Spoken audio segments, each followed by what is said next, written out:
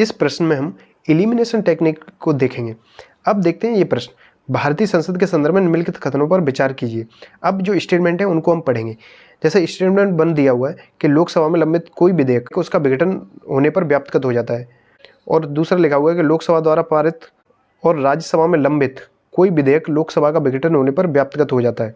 तीसरा स्टेटमेंट ध्यान से पढ़ेंगे, इसमें लिखा हुआ है कि कोई भी विधेयक जिसके संबंध में भारत के राष्ट्रपति ने संसद की संयुक्त बैठक आहूत करने के अपने आशय की सूचना दे दी है, वह लोकसभा का विघटन होने पर व्याप्तगत हो जाता है। अब हमने लक्ष्मीकांत अच्छे से पढ़ी है, तो हमें पता होना चाहिए कि जब संयुक्त बैठक होती है तो जो बिल होता है वो लोकसभा के विघटित होने पर या बने रहने पर समाप्त नहीं होता।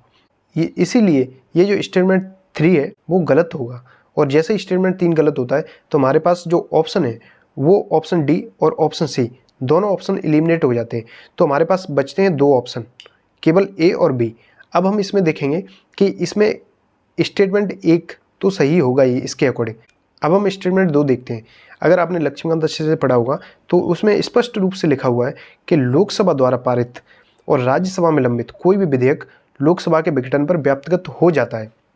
कोई भी विधेयक लोकसभा से पारित होकर अगर राज्यसभा में जाता है और लोकसभा विघटित हो जाती है तो जो बिल है वो व्याप्तगत हो जाता है। इसलिए ऑप्शन बी भी हमारा सही होगा।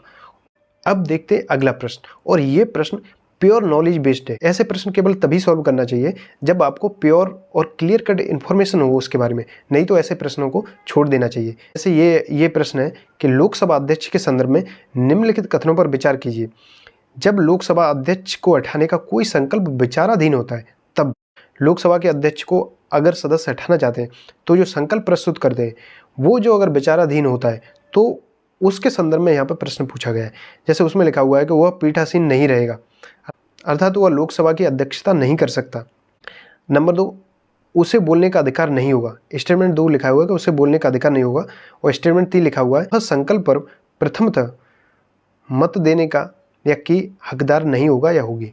अब हम देखते हैं, अगर हम कॉमन सेंस अप्लाई भी करना चाहें तो इसमें देख सकते हैं। स्टेटमेंट 1 और स्टेटमेंट 2 को ध्यान से पढ़ो। इसमें लिखा हुआ है कि वह पीठासीन नहीं होगा या होगी, उसे बोलने का अधिकार नहीं होगा। लक्ष्मीकांत जो पार्लियामेंट वाला आप चैप्टर पढ़ते हैं उसमें ये इन्फॉर्मेशन क्लियर कट दी हुई है। जब संकल्प विचाराधीन है लोकसभा के अध्यक्ष को हटाने के लिए, तब वह पीठासीन नहीं होगा। इसलिए स्टेटमेंट 1 सही है, और दूसरा है उसे बोलने का अधिकार नहीं होगा, तो ये स्टेटमेंट गलत है क्योंकि वो बोल सकता है। और स्टेटमेंट 3 है कि वह संकल्प पर प्रथमतः मत देने का अधिकारी नहीं होगा। लेकिन हम जानते हैं कि जो निर्णायक मत होता है वह मत देने का उसे अधिकार नहीं होता।